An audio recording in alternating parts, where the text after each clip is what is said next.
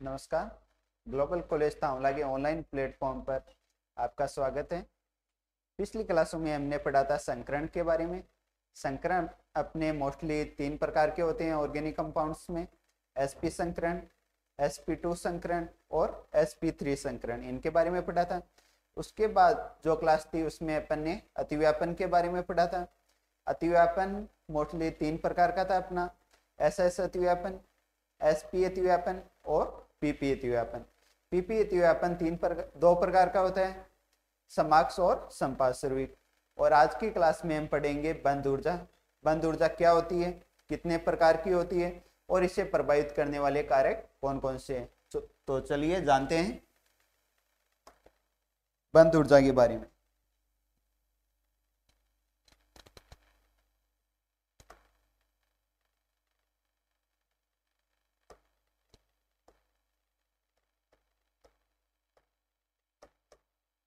बंद ऊर्जा या बंद सामर्थ्य।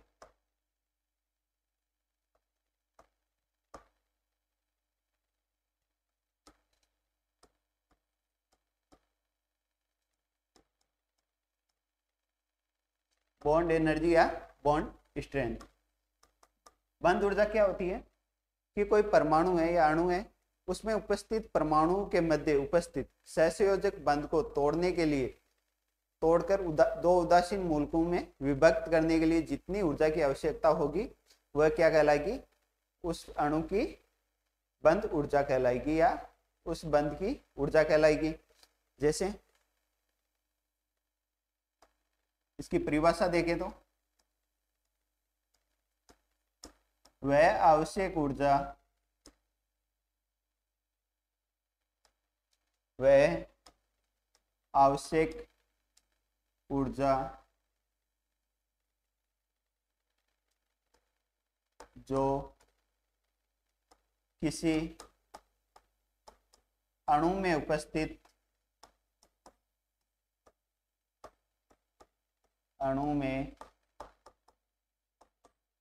उपस्थित सहसंयोजक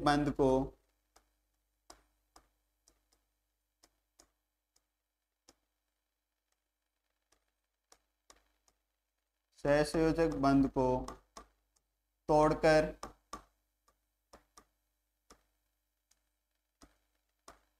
दो उदासीन मूलकों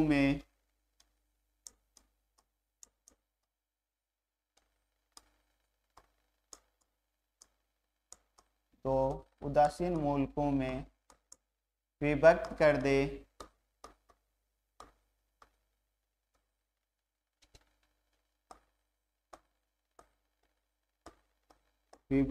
दे, बंद ऊर्जा कहलाती है।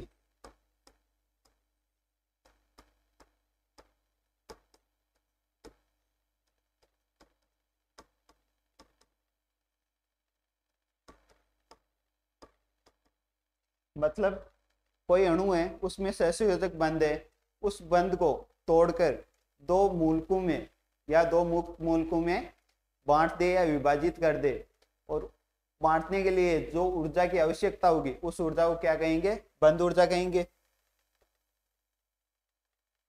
जैसे कि अपने पास एक अणु है ए बी, उसमें उपस्थित उन अणुओं के मध्य ए और बी के मध्य उपस्थित क्या है, एक सहसंयोजक बंध उपस्थित है, कोवेलेंट बॉन्ड या सहसंयोजक बंध उपस्थित है। अब इस बंध को, सहसंयोजक बंध को तोड़कर दो उदासीन मूलकों में विभक्त करने के लिए मतलब कितनी ऊर्जा दें इसको, जिससे कि ये इनका सहसंयोजक बंध टूट जाए और ये दो उदासीन मूलकों में या मुक्त मूलकों में विभाजित हो जाए। उस ऊर्जा को क्या कहते हैं, बंद ऊर्जा।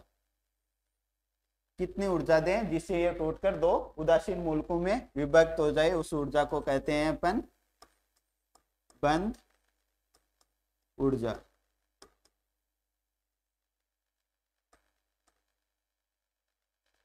अब अपने बंद ऊर्जा दो प्रकार की होती है।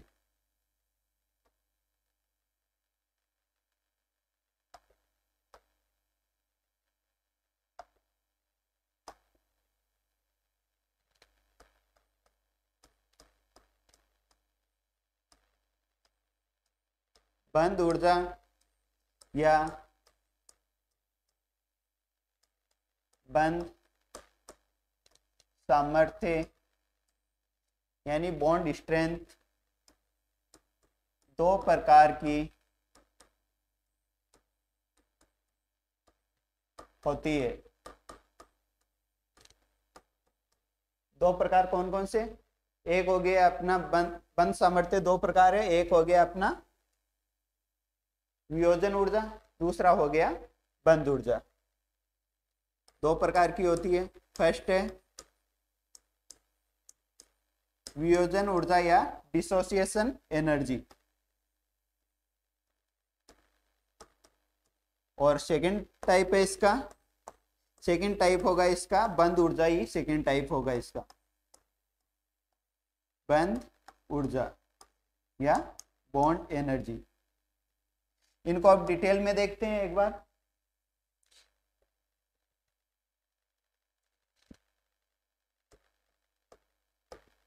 फर्स्ट टाइप को देखें, वियोजन ऊर्जा। मतलब कोई अणु है, गैसीय अवस्था में किसी अणु में उपस्थित सहसंयोजक बंध को एक सहसंयोजक बंध को तोड़कर दो उदासीन मूलकों में विभक्त करने के लिए जितनी ऊर्जा की आवश्यकता होगी वही क्या होगी? उस अणु की वियोजन ऊर्जा या उस बंध की क्या होगी? वियोजन ऊर्जा। तो इसकी परिभाषा देखें तो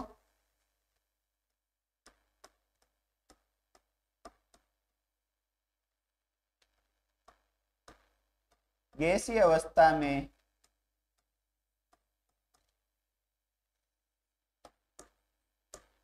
किसी अणु में उपस्थित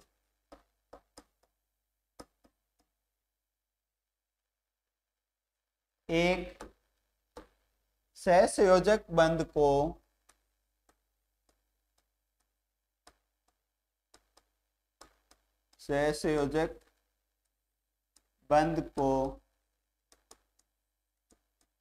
तोड़कर दो उदासीन मूलकों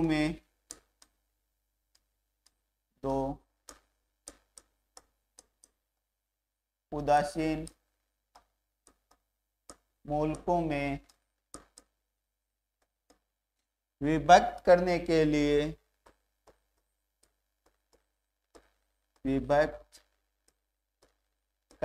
लिए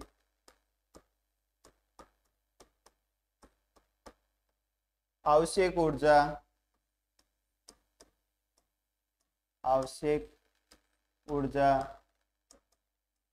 वियोजन ऊर्जा कहलाती है।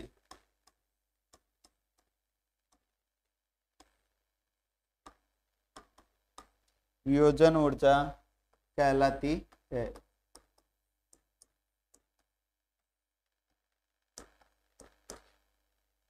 मतलब हमारे पास एक अणु है, उसमें उपस्थित किसी एक सहसंयोजक बंध को तोड़कर दो मूलकों में विभक्त करने के लिए, दो उदासीन मूलकों में विभक्त करने के लिए जितनी ऊर्जा की आवश्यकता होगी वह ऊर्जा क्या कहलाएगी? अपनी वियोजन ऊर्जा कहलाएगी।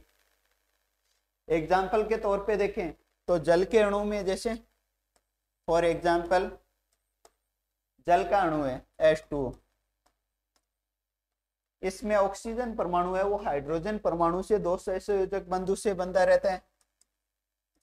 ऑक्सीजन है वो दो हाइड्रोजन परमाणु से बंधित रहता है। अब इसमें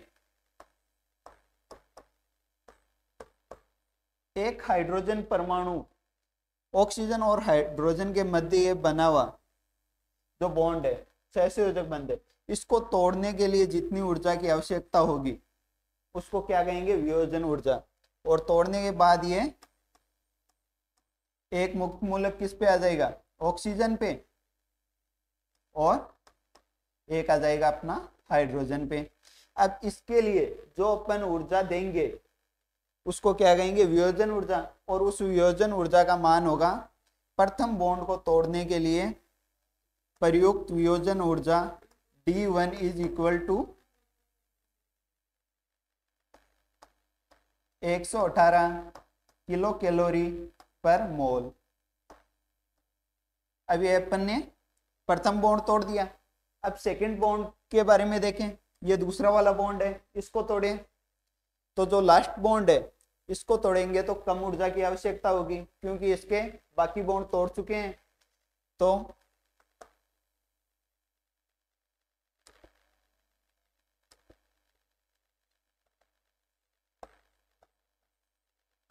ऑक्सीजन पे एक मुक्त मूलक पहले से है, अब इसको ऊर्जा देंगे, वियोजन ऊर्जा देंगे, द्वितीय वियोजन ऊर्जा। तो ये एक हाइड्रोजन है उस पे मुक्त मूलक आ जाएगा और ऑक्सीजन पे अपने 2 मुक्त मूलक हो जाएंगे। और ये जो द्वितीय वियोजन ऊर्जा है इसका मान होगा अपने D2 is equal to 100 kilo calorie per mole.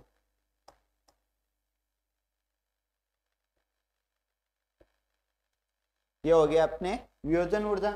अब देखते हैं अपन इसका सेकंड टाइप बंध सामर्थ्य या बंध ऊर्जा का सेकंड टाइप है अपने बंध ऊर्जा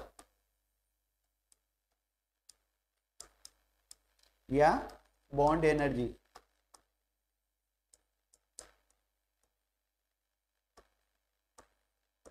बंध ऊर्जा क्या होती है कि किसी अणु में उपस्थित सहसंयोजक बंधों की वियोजन ऊर्जाओं का औसती क्या कहलाती है, बंध ऊर्जा कहलाती है। तो इसके लिए हम डेफिनेशन देखें तो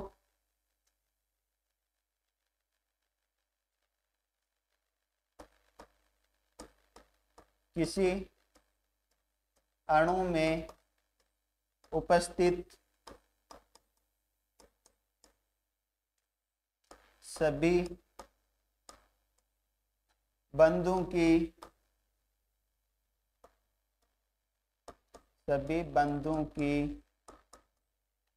वियोजन ऊर्जाओं का अनुपात वियोजन ऊर्जाओं का औसत क्या कहलाता है, अपने बंध ऊर्जा कहलाता है।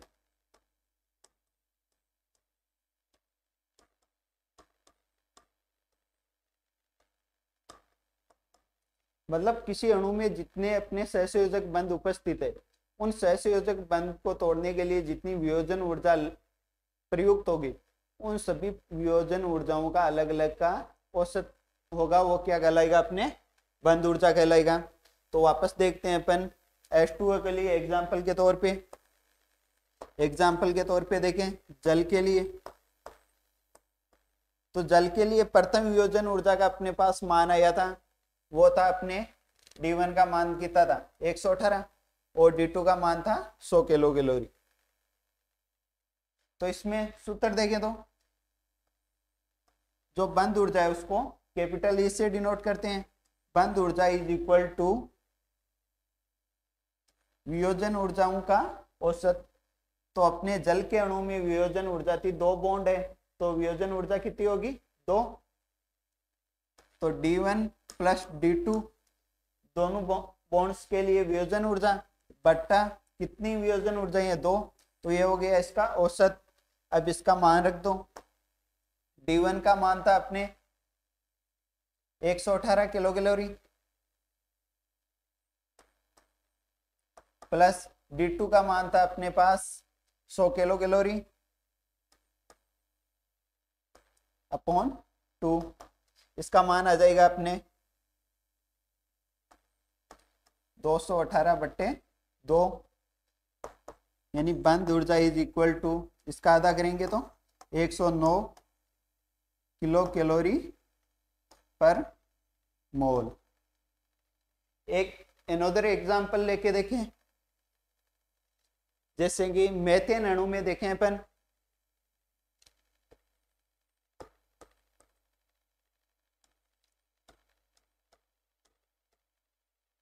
मीथेन अणु में देखते हैं तो जो कार्बन परमाणु है वो 4 हाइड्रोजन परमाणुओं से 4 सहसंयोजक बंधु से बंधित रहता है। जो अपना कार्बन एटम है वो 4 हाइड्रोजन परमाणुओं से बंधित रहते हैं। अब इन सभी बंधु को अलग अलग तोड़ेंगे तो इनकी जो वियोजन ऊर्जाएं होगी वो भी अलग अलग होगी, D1, D2, D3 और D4। अब बंध ऊर्जा का मान निकालना है तो वियोजन ऊर्जाओं का जो औसत होगा वही क्या होगा, अपना बंध ऊर्जा होगा। वियोजन ऊर्जाओं का अनुपात निकालने के लिए D1 plus D2 plus D3 plus D4 upon कितने हैं, 4 वियोजन ऊर्जा है तो अपॉन 4, ये हो जाएगा अपना बंध ऊर्जा का मान। तो इसमें निकाल के देखते हैं अपन।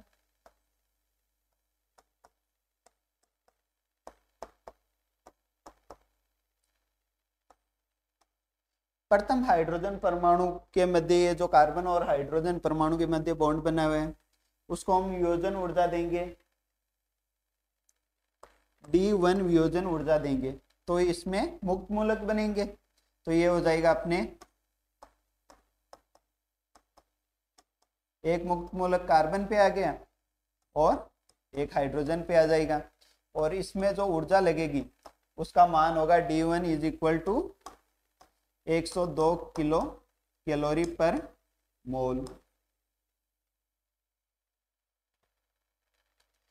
अब द्वितीय के लिए देखें,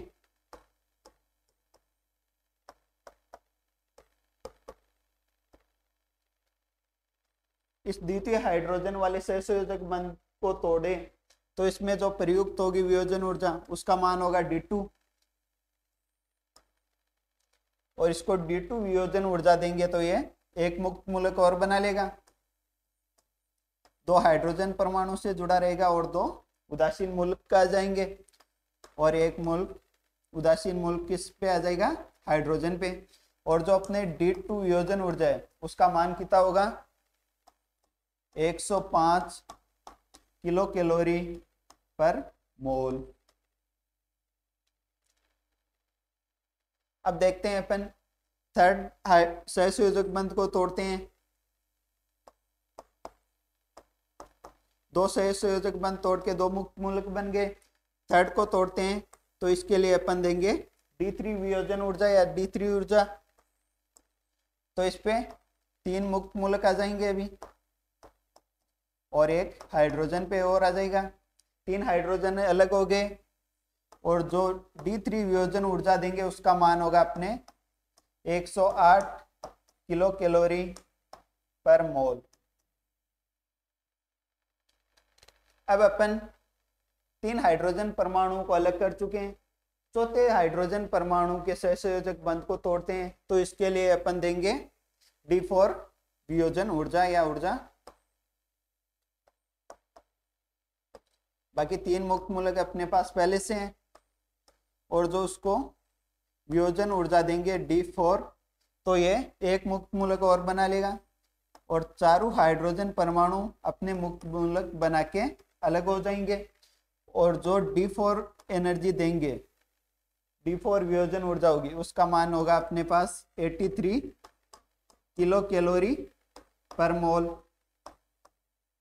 ये अपन ने चारों हाइड्रोजन परमाणुओं के लिए उनके सहसंयोजक बंधु का वियोजन ऊर्जाओं का मान निकाल लिया है। तो इससे हम क्या निकाल सकते हैं, बंध ऊर्जा का मान निकाल सकते हैं। और बंध ऊर्जा का मान निकालने के लिए अपने पास फॉर्मूला क्या है, बंध ऊर्जा इज इक्वल टू वियोजन ऊर्जाओं का औसत। वियोजन ऊर्जा 4 प्राप्त हुई, D1, D2, D3, D4, तो इनके मान इसमें रखने पर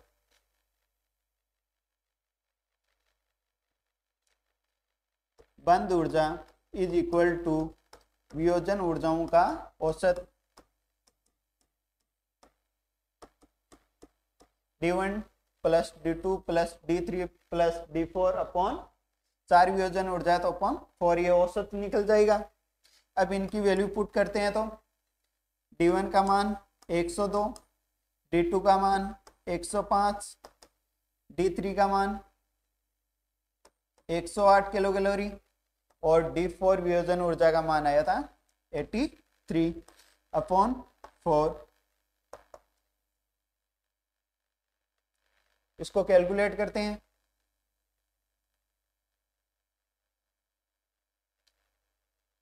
8 3 11 और 5 16 2 18 9 19 29 और 39 398/4।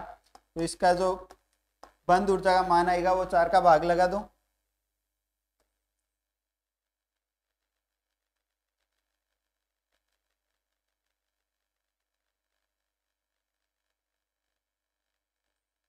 (99.5 किलो कैलोरी।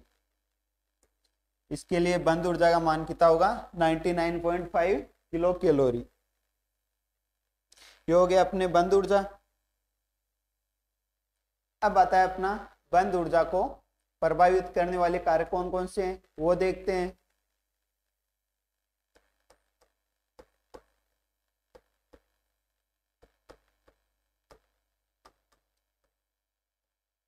बंद ऊर्जा को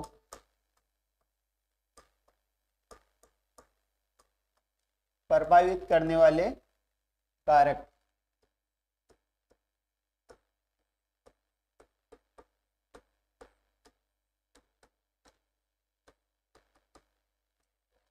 बंद ऊर्जा को प्रभावित करने वाले कारकों में पहला कारक है अपना परमाणु का आकार। परमाणु का आकार जितना बड़ा होगा तो बंद ऊर्जा का मान क्या होगा? उतना ही कम होगा। क्यों? क्योंकि परमाणु का आकार बड़ा होगा तो बंद लंबाई क्या होगी? बड़ी होगी, और बंद लंबाई ज्यादा होगी तो उसे बंद को तोड़ने के लिए कम ऊर्जा की आवश्यकता होगी। तो अपना इसका फर्स्ट जो कारक है वो कौन सा है? बंदी परमाणु का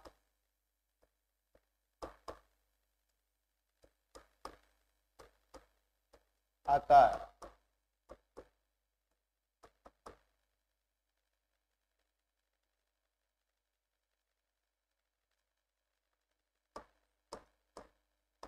परमाणु का आकार बढ़ने पर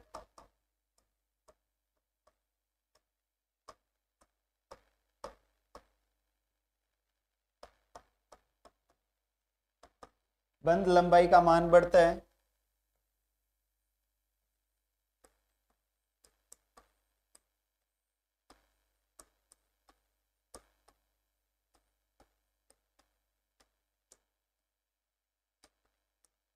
बंद लंबाई या बंद दूरी का मान बढ़ता है, और बंद लंबाई के मान के बढ़ने के कारण बंद लंबाई या बंद दूरी के बढ़ने से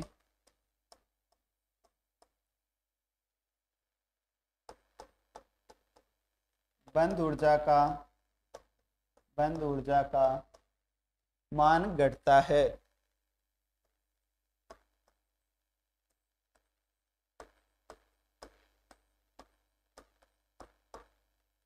मतलब इससे हम कह सकते हैं कि जो अपनी बंद ऊर्जा है वो बंद लंबाई के या परमाणु के आकार के क्या होगी? व्युत्क्रमानुपाती होगी।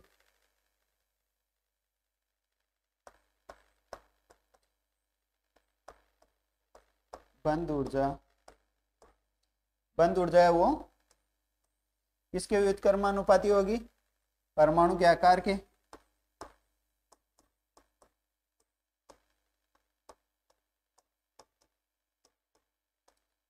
परमाणु के आकार के या बंद लंबाई के या बंद दूरी के। अब इसमें दूसरा कारक देखते हैं। तो इसमें दूसरा कारक है वह है बंद क्रम।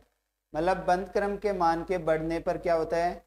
बंद ऊर्जा का मान बढ़ता है। सिंगल बॉन्ड को तोड़ने के लिए कम ऊर्जा की आवश्यकता होती है, इसी प्रकार डबल बॉन्ड को तोड़ने के लिए ज्यादा ऊर्जा की आवश्यकता होगी, और तथा ट्रिपल बॉन्ड को तोड़ने के लिए उससे भी अधिक ऊर्जा की आवश्यकता होगी। जो अपना थर्ड है वो है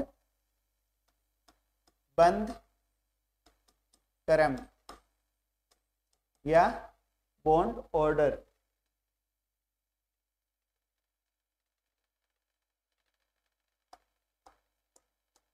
अणु में बंध क्रम के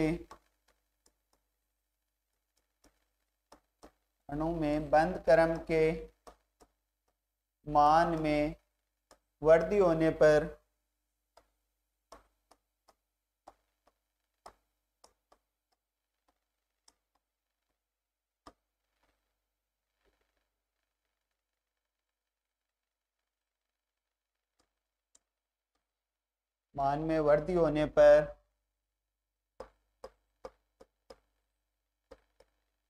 बंध सामर्थ्य या बंध ऊर्जा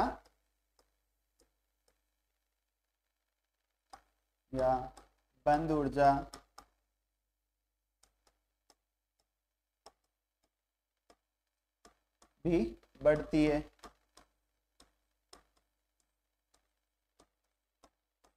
जैसे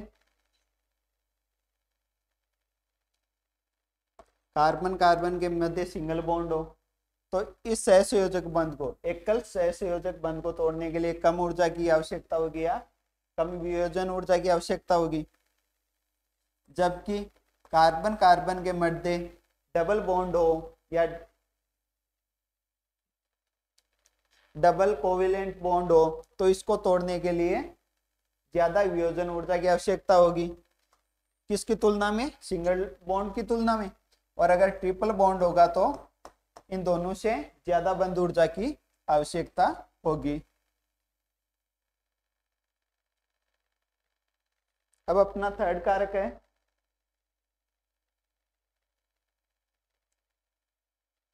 बंधी परमाणुओं की संकृत अवस्था। मतलब संकृत कक्षकों में S गुण के बढ़ने पर, प्रतिशत S गुण के बढ़ने पर क्या होगा? बंध ऊर्जा के मान में बढ़ोतरी होगी। क्यों? क्योंकि बंधी कक्षकों में S गुण बढ़ेंगे तो वो कक्षक है वो नाभिक के पास आएंगे, और नाभिक के पास आएंगे तो बंध दूरी का मान कम होगा, और बंध दूरी का मान या बंध लंबाई का मान कम होगा तो बंध ऊर्जा का मान भी बढ़ेगा। तो इसमें प्रभावित करने वाले कारकों में थर्ड कारक है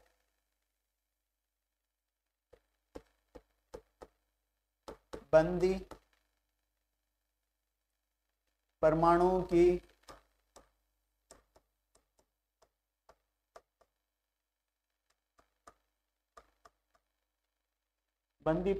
की संकृत अवस्था।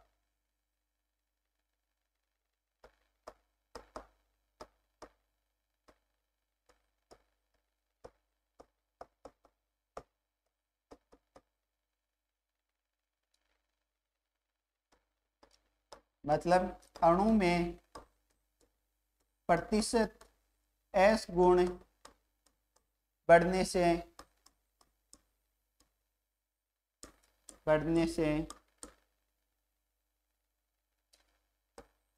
कक्षक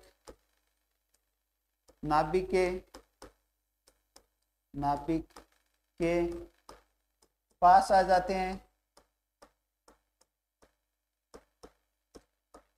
जाते हैं, जिसके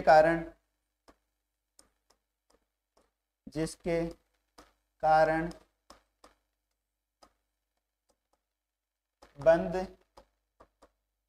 लंबाई का मान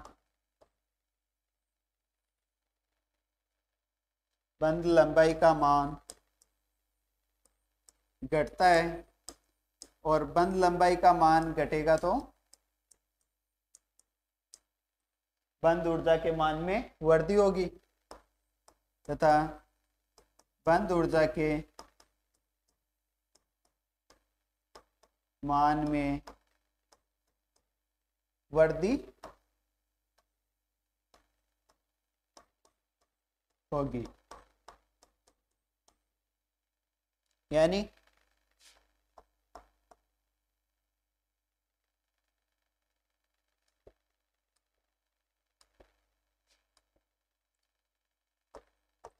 यदि कार्बन कार्बन sp3 संक्रिय हो तो इनमें प्रतिशत एस गुण है वो कितने होंगे?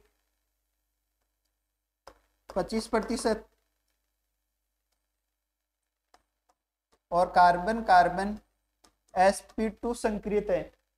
अगर कार्बन sp2 संक्रियत है तो इसमें जो प्रतिशत एस गुण है वो हो जाएंगे 33%। और यदि कार्बन कार्बन sp संक्रियत है तो इनमें प्रतिशत एस गुण है वो कितने हो जाएंगे? 50%। और जबकि अपन ने परिभाषा में पढ़ा है कि प्रतिशत एस गुण बढ़ेंगे तो परमाणु है उनके कक्षक नाभिक के पास आ जाएंगे तो बंध दूरी का मान कम होगा। बंध दूरी का मान कम होगा तो बंध ऊर्जा का मान बढ़ेगा। तो सबसे ज्यादा बंध ऊर्जा किसकी होगी? sp संक्रियत कक्षकों की। और उससे कम sp2 और सबसे कम होगी sp3 कक्षकों की। तो ये हो गया अपना बंध ऊर्जा। अब नेक्स्ट टॉपिक है अपना बंध कोण या बॉन्ड एंगल। न्यू टॉपिक है।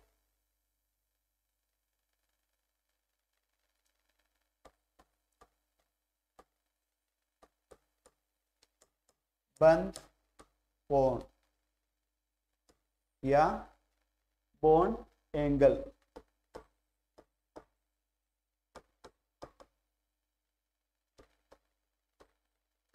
बंध कोण या बॉन्ड एंगल क्या होता है? कोई अणु है उसमें उपस्थित जो निकटवर्ती दो बंध है उन बंधों के बीच जो कोण बनेगा वह कोण ही क्या कहलाएगा? बंध कोण कहलाएगा। तो इसकी परिभाषा देखें तो किसी अणु के निकटवर्ती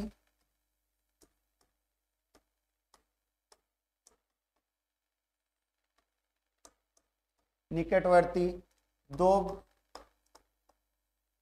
बंधों के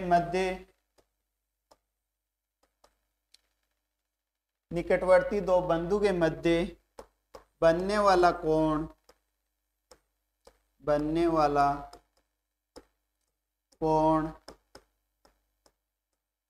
बंध कोण कहलाता है।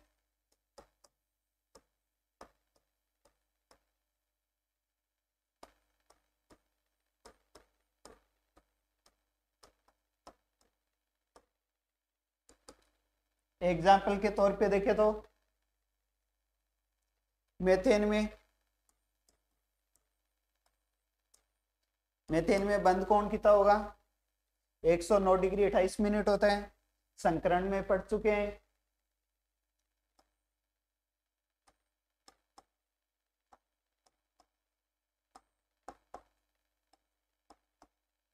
ये बंध कोण होगा वो कितना होगा?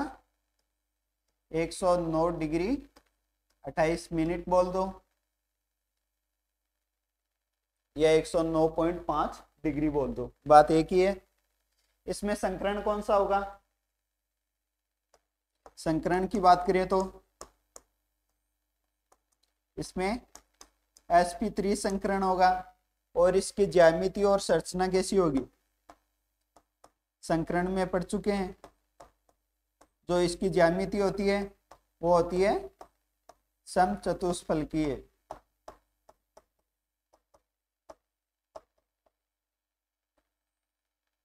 एक और एग्जांपल लेके देखें तो कार्बन टेट्राक्लोराइड का ले लो। कार्बन टेट्राक्लोराइड CCl4 कार्बन है उससे 4 क्लोरीन परमाणु जुड़े हैं।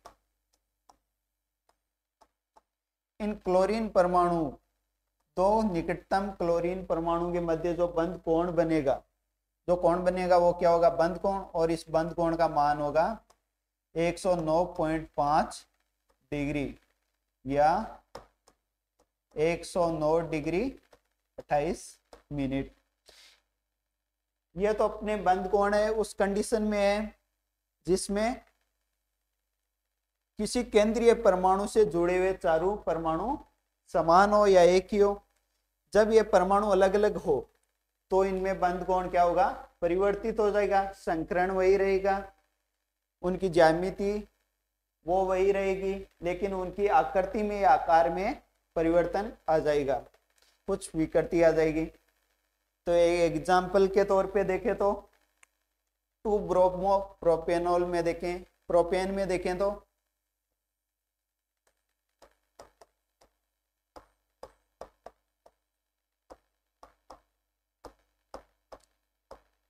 इनमें ब्रोमीन, हाइड्रोजन और CH3 अलग अलग जुड़े हुए हैं। तो इन दो अलग अलग परमाणु के मध्य जो बंद कोण बनेगा वो कुछ अलग हो जाएगा, क्योंकि इनमें विद्युत ऋणता के अनुसार ये कोण बदलता रहता है। तो इनमें ये बंद कोण का मान हो जाएगा अपने 104.2 डिग्री हो जाएगा। ये हो गया अपने अगर जुड़े परमाणु अलग हो तो। अगर इन पे केंद्रीय परमाणु पर कोई लोन पेयर उपस्थित हो तो क्या होगा, तो हम पहले भी कक्षा में पढ़ चुके हैं कि बॉन्ड पेयर के मध्य जो प्रतिकर्षण होगा वो क्या होगा, कम होगा। किसकी तुलना में,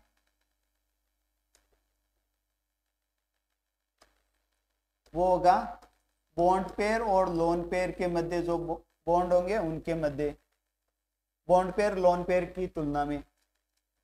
और बॉन्ड पेयर लोन पेयर में कम होगा किसकी तुलना में, लोन पेयर की तुलना में। मतलब सबसे ज्यादा प्रतिकर्षण किस में होगा, लोन पेयर में, उससे कम बॉन्ड पेयर लोन पेयर में, और सबसे कम होगा वो होगा अपना बॉन्ड पेयर में। ये अपना प्रतिकर्षण का बढ़ता क्रम। तो हम देखें अमोनिया में NH3 में बॉन्ड एंगल देखेंगे तो नाइट्रोजन पे एक लोन पेयर उपस्थित होता है तथा 3 हाइड्रोजन परमाणु जुड़े होते हैं। इन हाइड्रोजन परमाणु के जो निकटवर्ती 2 बंध है, इन बंधों का मान होगा वो कितना होगा, ये बंध कोण है, इसका मान होगा 106.46 डिग्री। ये तो है सिंगल लोन पेयर हो, तो मतलब एक बॉन्ड पेयर और एक लोन पेयर। ये हो गया अपना लोन पेयर और ये हो गया अपना बॉन्ड पेयर। इनके मध्य जो प्रतिकर्षण होगा वो इन दोनों बॉन्ड पेयर की तुलना में क्या होगा, ज्यादा होगा। मतलब इसका मान ज्यादा होगा तो इनके मध्य जो बंध होगा ये मान थोड़ा कम हो जाएगा। अब देखते हैं कि अगर 2 लोन पेयर उपस्थित हो तो 2 लोन पेयर किसमें होते हैं, जल के अणु में। जल के अणु में H2O में देखें तो ऑक्सीजन है, ऑक्सीजन पे 2 लोन पेयर होते हैं। और अपन ने पढ़ रखा है लोन पेयर के मध्य सबसे अधिक प्रतिकर्षण होता है, और इनके मध्य सबसे ज्यादा प्रतिकर्षण होने के कारण जो 2 हाइड्रोजन परमाणु है वो जुड़ेंगे तो थोड़े स्ट्रेच हो जाएंगे, थोड़े दब जाएंगे, तो ये कोण चेंज हो जाएगा और इसका मान हो जाएगा 104.27 डिग्री हो जाएगा। क्योंकि लोन पेयर में सबसे ज्यादा प्रतिकर्षण होगा, और फिर आता है लोन पेयर और बॉन्ड पेयर में, इनमें प्रतिकर्षण होगा वो थोड़ा कम होगा, और जो बॉन्ड पेयर और बॉन्ड पेयर के मध्य जो ये प्रतिकर्षण है वो सबसे कम हो जाएगा। इस कारण इस बॉन्ड एंगल का मान हो जाएगा 104 डिग्री और 27 मिनट। वापस देखें तो एक बार अपन ने पढ़ना स्टार्ट किया था बंद क्रम से। बंद ऊर्जा क्या होती है, वह आवश्यक ऊर्जा जो किसी अणु में उपस्थित सहसंयोजक बंध, इन दोनों में ए और बी में जो सहसंयोजक बंध है इसको तोड़ के 2 उदासीन मूलकों में विभक्त कर दे, इस ऊर्जा को क्या कहते हैं अपन, बंद ऊर्जा कहते हैं। इसके बाद बंद ऊर्जा 2 प्रकार की थी, एक वियोजन ऊर्जा, दूसरी बंद ऊर्जा। वियोजन ऊर्जा क्या होती है कि एक सिंगल सहसंयोजक बंध को तोड़कर दो उदासीन मूलकों में विभक्त कर दें। उस एक बंध को तोड़ के उदासीन मूलकों में विभक्त करने के लिए आवश्यक ऊर्जा होगी, उसी को क्या कहते हैं अपन, वियोजन ऊर्जा।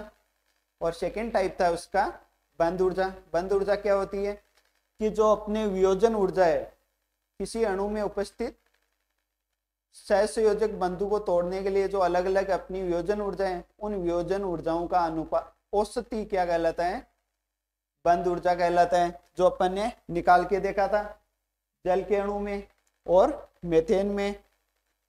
इसके बाद में अपन ने पढ़े थे प्रभावित करने वाले कारक बंध ऊर्जा को।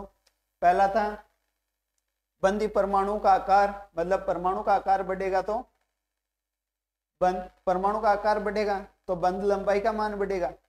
बंध लंबाई बढ़ेगी तो क्या होगा, बंध ऊर्जा का मान कम हो जाएगा, क्योंकि उस बंध को तोड़ने के लिए कम ऊर्जा की आवश्यकता होगी। इसके बाद बंध क्रम था। तीसरा था बंधी परमाणु की संकृत अवस्था। फिर अपन ने पढ़ा है, नेक्स्ट टॉपिक पढ़ा था बंध कोण। बंध कोण क्या होता है, कोई अणु है उसमें उपस्थित जो निकटवर्ती जो दो बंध है उनके मध्य जो एंगल बनता है या कोण बनता है, उस एंगल को क्या कहते हैं, बॉन्ड एंगल या बंध कोण कहते हैं। Thank you. अब अगली क्लास में पढ़ेंगे न्यू टॉपिक। धन्यवाद।